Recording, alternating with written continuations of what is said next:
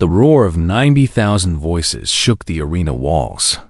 Blood dripped from Kan Do-hyun's fists as he stood over his fallen opponent. The creature had 4 arms and skin like stone, but it lay still now. The fight was over. Do-hyun did not raise his arms in victory. He did not smile for the crowd. He simply turned and walked toward the iron gate as it groaned open. Behind him, servants rushed onto the sand to drag away the body. He was 47 years old. His left side carried burns from plasma fire, twisted scars that stretched from his shoulder to his hip. He walked with a small limp, a gift from a war that ended long before he became a slave. The crowds called him the Butcher of Pit 12. He had earned the name with blood. 6 years. 6 years he had fought in this place. 6 years since the Velthari captured him during a failed peace mission. 6 years of killing to survive. The holding cells were deep beneath the arena. The air was thick and smelled of sweat and old wounds. Fighters from a dozen different species sat in their cages, waiting for their turn to die or kill. Do-hyun passed them without looking. He had learned long ago not to make friends here. His cell was small. A metal bed. A hole in the floor for waste. A single light that never turned off. He sat on the bed and stared at his bloody hands. "You are hurt." The voice came from outside his bars. A young woman stood there, carrying a medical kit. Her name was Park Yuna. She was Korean, like him. 28 years old. She had been a ship engineer before the Velthari took her colony freighter. Now she fixed broken fighters so they could break again. "It is nothing," Do-hyun said. "Your ribs say different." Yuna entered the cell and knelt beside him. Her hands were gentle as she cleaned his wounds. 2 cracked. Maybe 3. "You should rest. I will rest when I am dead." "That is not funny." I was not joking. Yuna wrapped bandages around his chest. She worked in silence for a moment. Then she spoke, and her voice was different, quieter, careful. "Have you heard about the new attraction?" Do-hyun looked at her. "What attraction?" "The arena masters are planning something special. A spectacle event. They have been promoting it for days." Yuna paused. Her hands stopped moving. "They have a child." The word hit Do-hyun like a punch. "A child?" "From the Corvani species. A little girl. She's maybe 8 years old, if you count in human years." Yuna's eyes were wet. "She is disabled, Do-hyun. She was born without working wings. Among the Corvani, that makes her worthless, broken. Her own clan sold her to the arena." Do-hyun felt something move in his chest. Something cold. "What will they do with her?" "They will put her in the pit. Against a scarf mauler." Yuna's voice cracked. "It is not a fight. It is an execution. Entertainment for the crowd. A scarf mauler." Do-hyun had seen one before. A beast the size of a small ship, with 6 legs and teeth like swords.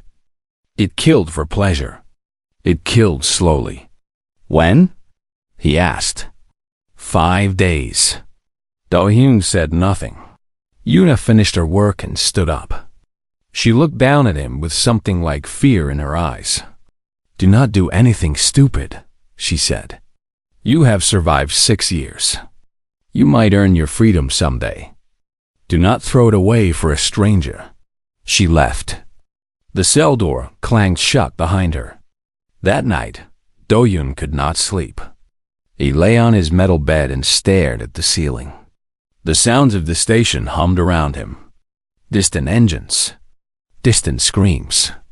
The endless noise of Crucible Prime, the space station where hope came to die. He thought about the child. A little girl with broken wings. Sold by her own family. Waiting to be eaten by a monster while thousands cheered.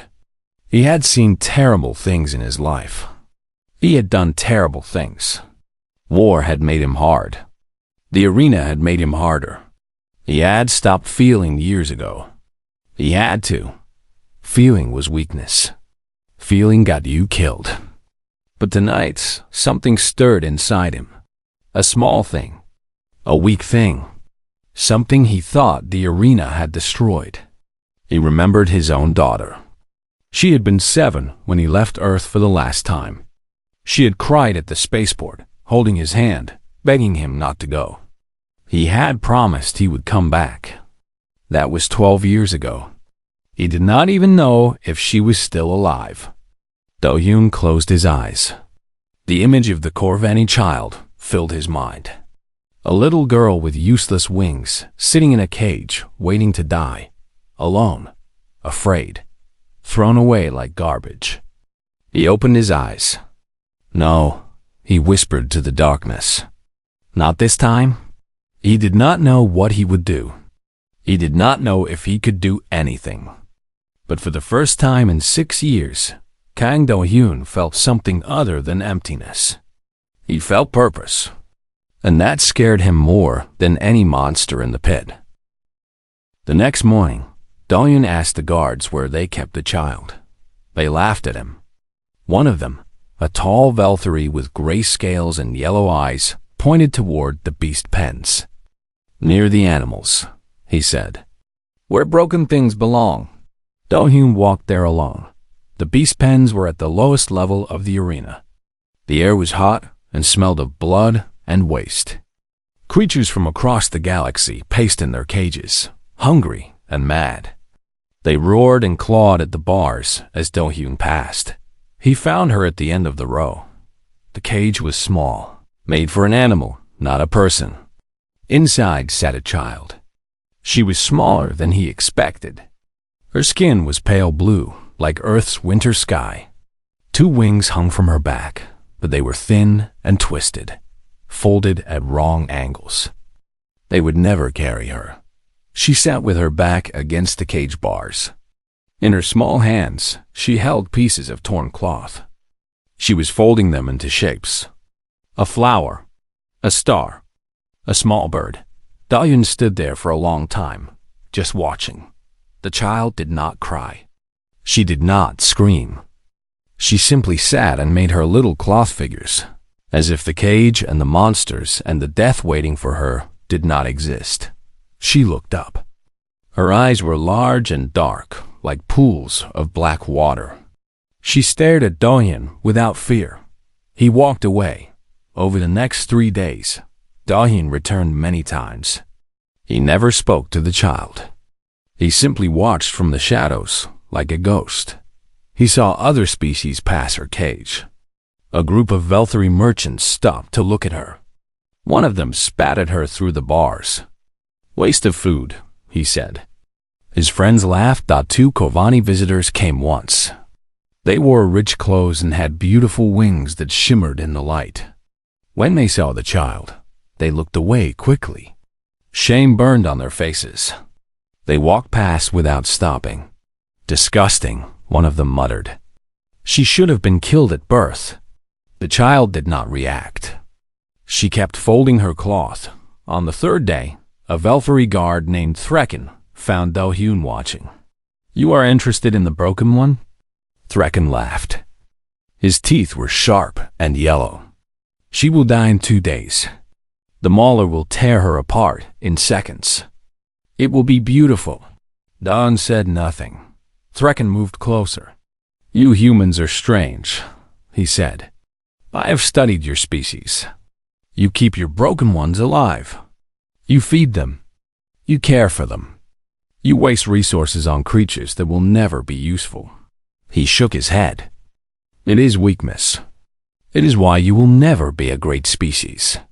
Do-hyun's hands became fists. But he stayed calm. We call them differently, he said quietly. Oh? What do you call them? Family. Threkken stared at him.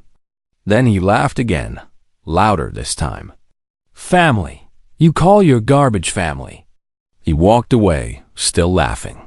That night, Yuna found Do-hyun in his cell. She looked angry.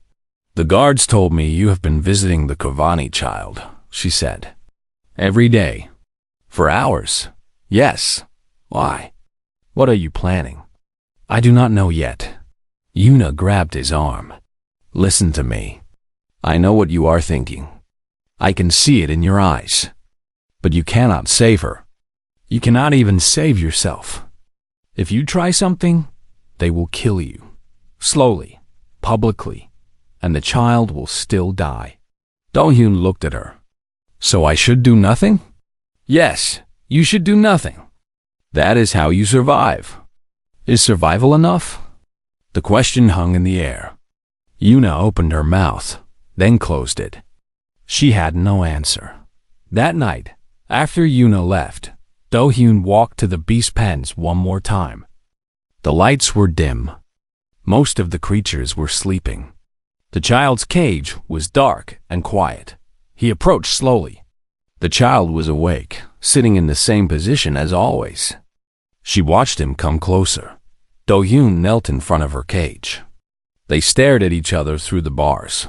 Then the child moved. She reached out her small hand. In her palm was one of her cloth figures. A small bird made from gray fabric. Its wings were crooked, just like hers. She pushed it through the bars toward him. Do-hyun took it. The cloth was soft and warm from her hands. Thank you, he said. His voice was rough. The child nodded. She did not smile, but something passed between them. An understanding. A connection. Do-hyun stood and walked away. He did not look back. In his cell. He placed the little bird on his bed. He stared at it for a long time. The announcement came the next morning. A loud voice echoed through the arena halls. Special event in 2 days. The broken Kavani child against a scarfed mauler. Betting pools now open. Odds of survival, 0. Laughter filled the halls. Excitement buzzed in the air. 90,000 tickets had already sold. Do-hyun sat in his cell, holding the cloth bird in his scarred hands. 2 days. He had 2 days to do something. Anything. He did not know what, but he knew he could not do nothing. The arena master's office was at the top of the station. Gold and silk covered every wall. Beautiful slaves served drinks and food. Through the windows, Do-hyun could see the stars. Voreth Sen sat on a throne made of bones. He was a Velthari, but larger than most. Fat rolls spilled over his belt. His scales were polished and painted with expensive dyes. Rings covered his thick fingers. He was one of the richest beings in this sector of space. He looked at Do-hyun with amusement. The butcher of Pit 12, Voreth said. My best fighter. Why do you come to me? Do-hyun stood straight, hiding the pain in his ribs. I want to buy the Kurvani child. Silence. Then Voreth laughed. The sound filled the room. Buy her? With what? Myself. I offer you a permanent contract. Lifetime service. No possibility of freedom. I will fight until I die. Voreth stopped laughing. His eyes became sharp. That is a generous offer. You are worth much. Then take it. But the child is worth more. Voreth leaned forward. Not her body, you understand. Her body is garbage. But the event? The spectacle? I have sold 90,000 tickets. Beings from 12 systems are coming to watch a broken child die. The betting pools have made me 3 million credits already. And you offer me one fighter? I am not just one fighter. I am the butcher. The crowd loves me. The crowd will find a new favorite. Voreth waved his hand. Your offer is refused. The spectacle will happen. The child will die. This meeting is over. Guards stepped forward. Do-hyun had no choice. He left. In the elevator going down, he punched the wall so hard his knuckles split open. Blood dripped on the floor. He did not feel the pain. Yuna was waiting in his cell. She saw his bloody hand and the darkness in his eyes. He said no. She whispered, Yes, then it is over. There is nothing you can do. Do-hyun sat on his bed. He stared at the cloth bird. There is always something. What? What can you do? You are a slave. You have no power. You have no money. You have nothing. I have my life. Yuna's face went pale. What do you mean? Before Do-hyun could answer, a voice came from the door. He means the right of substitution. They both turned. A young man stood at the cell entrance. He was Korean, with short black hair and quick eyes. His name was Choi Min-ho. He was 26 years old, a fighter like Do-hyun. 2 years ago, Do-hyun had saved his life in a team match.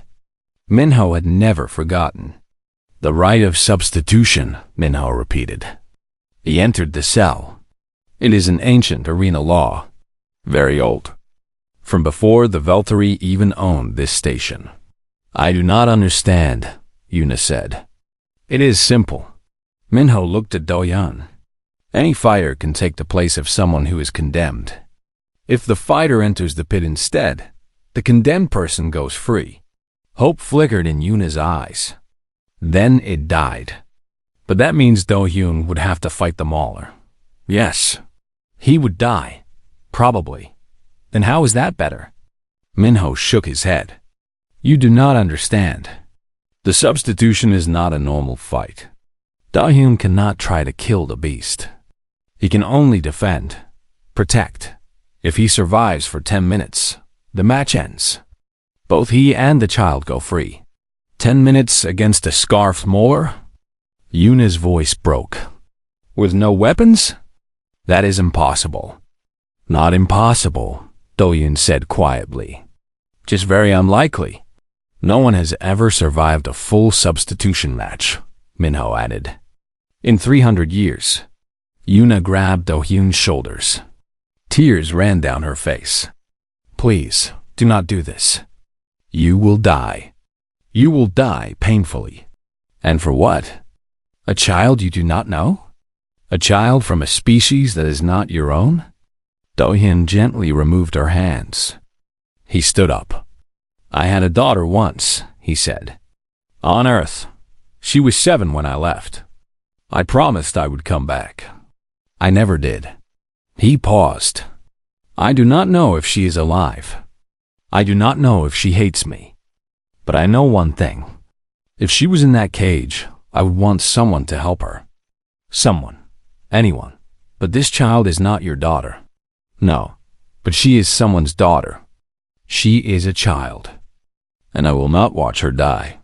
The room was quiet. Min-ho nodded slowly. He understood.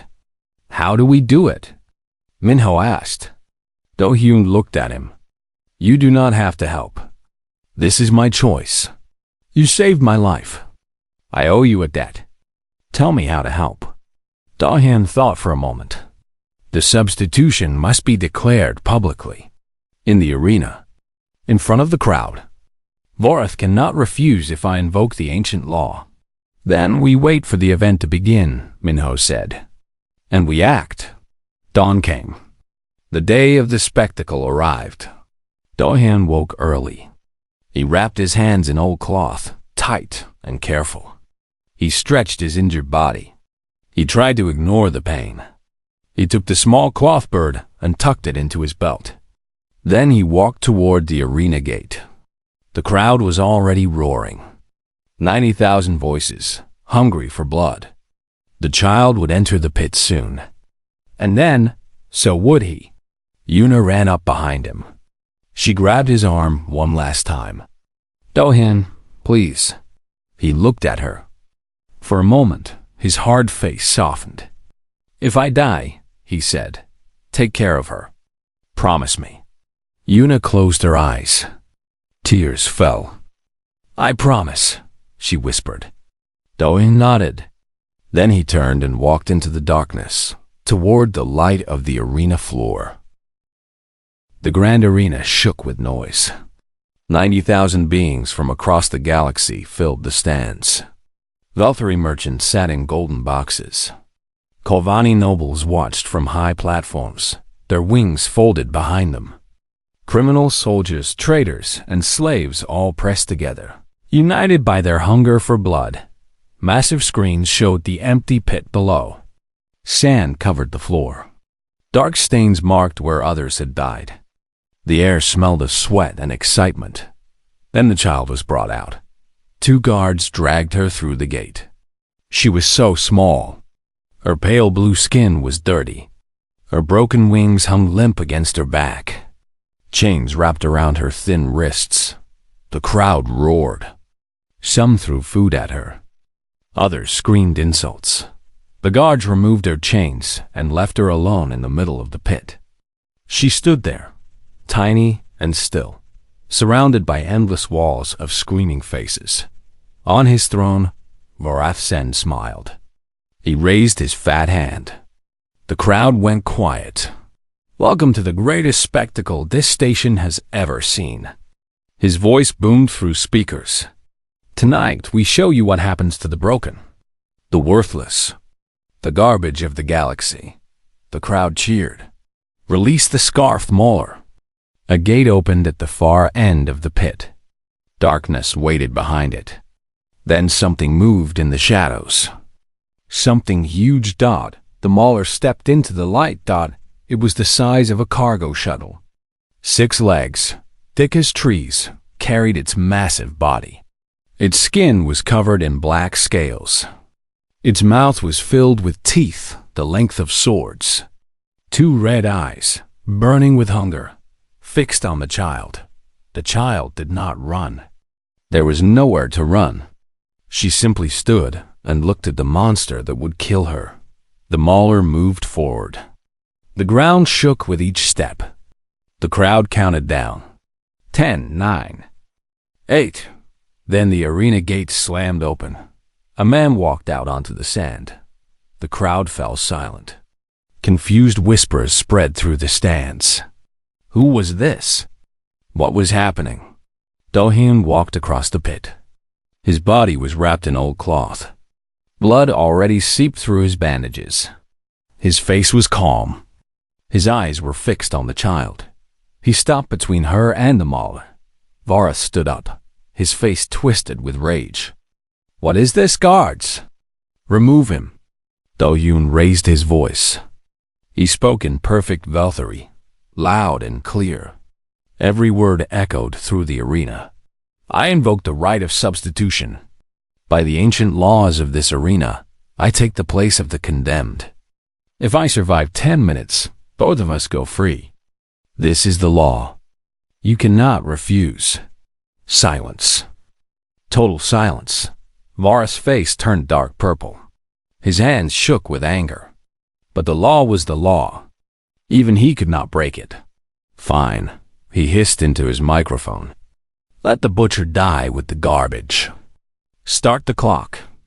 A massive timer appeared on the screens. 10 minutes. The countdown began. Do-hyun turned to face the mauler. It was already charging. He grabbed the child and threw her behind him. The mauler's claw swept through the air where she had stood. Do-hyun felt the weight of it against his face. He could not fight. He could not kill. He could only protect. The beast attacked again. Do-hyun dodged, pulling the child with him. His ribs screamed in pain. His old wounds burned. But he kept moving. 9 minutes. The mauler was fast for its size. Its claws tore through the air. Its teeth snapped inches from Do-hyun's head. He ducked, rolled, pushed the child away, took the hits meant for her. A claw caught his shoulder. Blood sprayed across the sand. He stumbled, but did not fall. 8 minutes. The crowd was different now. They were not cheering anymore. They were watching this strange human stand between death and a broken child. 7 minutes. Do-hyun was covered in blood. His left arm hung useless at his side. The mauler had broken it with one swipe. But he kept standing. He kept moving. He kept putting himself between the beast and the child. 6 minutes. The child watched with wide eyes. She did not understand. Why was this stranger doing this? Why was he bleeding for her? No one had ever protected her before. No one had ever thought she was worth protecting. 5 minutes. The mauler pinned Dylan in against the wall. Its hot breath washed over him. Its teeth opened wide. He looked into the eyes of death, and he laughed out. It was a broken sound, full of pain and defiance. The mauler hesitated. Prey did not laugh. Prey screamed. Prey begged. This human did neither. Do-hyun ducked under the beast and ran. The child was behind him. He grabbed her and carried her across the pit. 4 minutes. His body was failing. Blood loss, pain, exhaustion. He could feel death creeping closer with every heartbeat. 3 minutes. The mauler caught him. Its massive foot pressed him into the sand. He felt his ribs crack. His vision went dark. The crowd held its breath. Then a small voice screamed, not in fear. In defiance, the child threw herself on top of Do-hyun. Her broken wings spread wide. She covered him with her tiny body. She screamed at the monster above them. A sound of pure, fierce rage. The mauler stopped. It was confused. Prey did not protect prey. This made no sense. Its simple brain could not understand. And in that moment of confusion, Do-hyun moved. He rose from the sand. Blood poured from his wounds. One arm broken. Ribs shattered. But he rose. He picked up the child and placed her behind him. Then he turned to face the mauler. He planted his feet. And he roared. It was not a human sound. It was something older. Something primal. A sound that said, "You will not touch her. Not while I live." 2 minutes. The mauler charged. Do-hyun met it with his body. He took the hit. He took the pain. He did not fall. 1 minute. The beast clawed at him. Bit at him. Tried to break him. But he kept standing. Broken, bleeding, dying. But standing. 30 seconds. The arena was completely silent. 90,000 beings watched, unable to breathe. 10 seconds. The mauler roared in frustration. Why would this creature not die? 5 seconds. Do-hyun fell to his knees. His vision was almost gone. But he felt the child's small hand holding his. 1 second. The bell rang. The match was over. Kang Do-hyun collapsed in the sand. The child knelt beside him, crying, holding his broken body.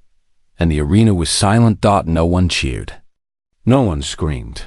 They simply stared at the impossible thing they had witnessed. A human, broken and bleeding, wrapped around an alien child who was not his blood, not his species, not his responsibility. And somehow, against all odds, still alive. Do-hyun did not remember much from the next few days. Just pieces. Flashes of light. The sound of machines beeping. Yuna's voice calling his name.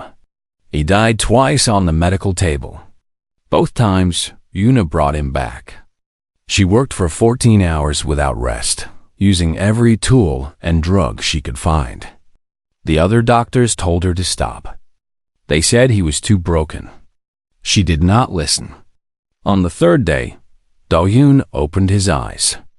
He was in a clean bed. White sheets. Soft light. Very different from his cell. The child was sitting next to him, holding his hand. When she saw him wake, her dark eyes filled with tears. She did not speak. She just held his hand tighter. Yuna appeared in the doorway. She looked exhausted but happy. "You are alive," she said. "Apparently. You almost were not. 3 times. Only 3? Do-hyun tried to smile. It hurt. Yuna sat on the edge of his bed. Her face became serious. "Much has happened while you slept. The video of your fight spread across the galaxy. Millions have seen it. Billions, maybe? I do not care about videos. You should. The Earth Coalition has seen it. They are demanding your release. They are threatening trade sanctions, economic pressure, even military action." Yuna paused. "You have become a symbol, Do-hyun. the human who protected the broken. Do-hyun was quiet for a moment. He looked at the child beside him. And her? What happens to her? The ancient law is clear. You survived. She is free. Free to go where? Her own people sold her. She has no home. Yuna smiled. That is what Vorath said. He wanted to keep her as a servant. But you refused. I refused. While you were half dead, barely conscious, bleeding everywhere, you refused to be released unless she came with you. You said, Yuna's voice wavered. You said you would stay in the arena forever before you left her alone. Do-hyun did not remember saying that, but it sounded like something he would say. 2 weeks passed. Do-hyun healed slowly. The child, whose name was Larian, never left his side. She slept in a chair next to his bed. She ate when he ate. She watched over him like a small, fierce guardian. The other patients in the medical ward stared at them. A human and a Corvani child. It made no sense to them. One day, a Veltri patient asked Do-hyun, "Why did you do it? She's not your species, not your blood.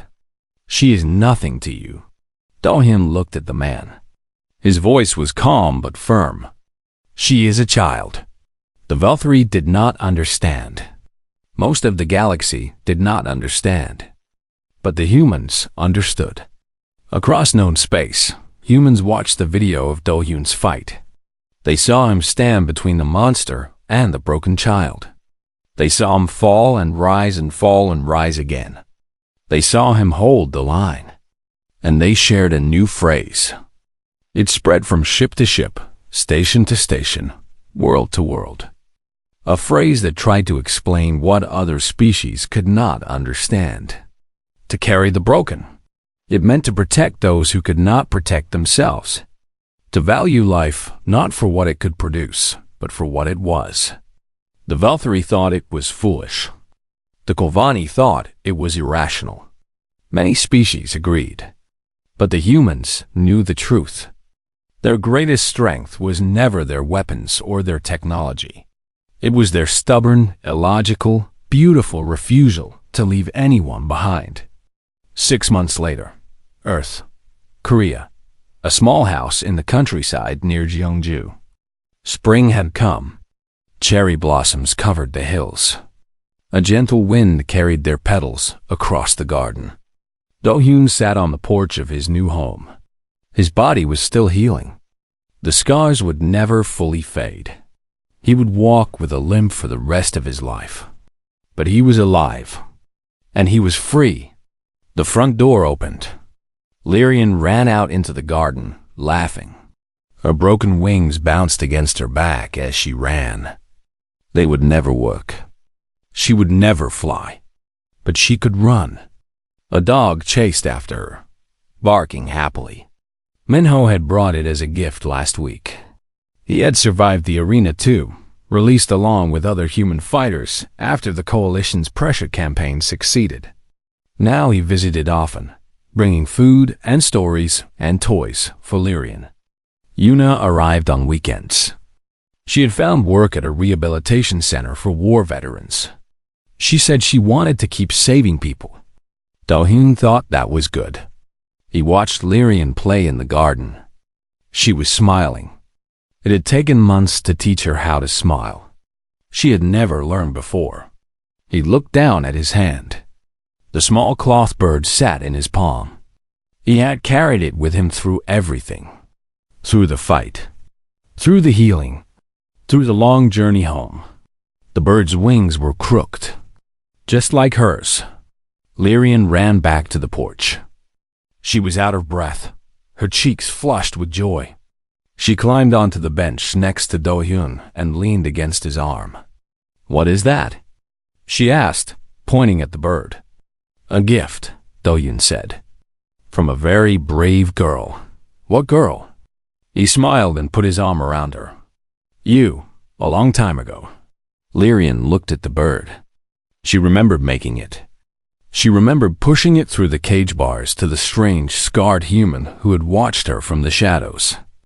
She had not known then that he would become her family. "I can make more," she said softly. "Better ones, with bigger wings. I would like that." They sat together as the sun set over the Korean hills. The dogs slept at their feet. The cherry blossoms danced in the wind. Across the galaxy, species measured strength in many ways. Conquest, domination, power, the ability to destroy, to control, to take. Humans measured it differently. Humans measured strength in what they carried, in who they protected, in who they refused to leave behind. Kang Do-hyun had carried many things in his life. The weight of war, the burden of survival, the shame of the things he had done to stay alive. But now, he carried something new. A small girl with broken wings. A child who was not his blood. A life that most of the galaxy thought was worthless. To him, she was everything. And that, more than any victory in the arena, made him strong. The end.